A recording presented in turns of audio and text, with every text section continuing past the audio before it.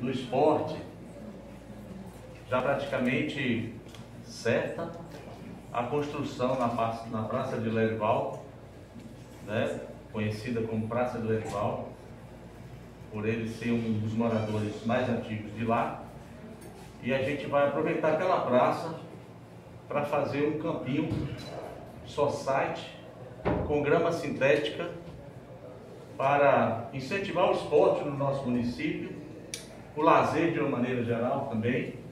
Então vai ser uma praça moderna, com estacionamento, alambrados, tudo o que é necessário para uma praça onde as pessoas vão poder se divertir e praticar esporte.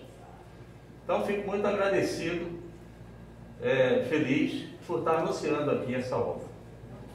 Segunda obra de tamanha importância e até uma obra que todos os sebastianenses esperam há muitos anos, é a construção de uma nova garagem, que nessa garagem vai ser também associada a sede da Secretaria de Infraestrutura, aqui ao lado da Prefeitura, aproveitando um galpão antigo que estava aí em desuso e que com o tempo iria acabar, mas as estruturas ainda estão boas e a gente vai estar aproveitando essas estruturas para fazer uma garagem moderna, né?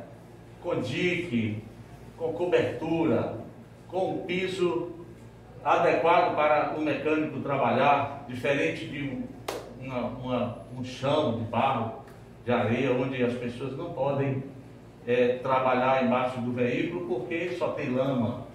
Então a gente vai estar construindo e dando início a essa obra o mais rápido possível.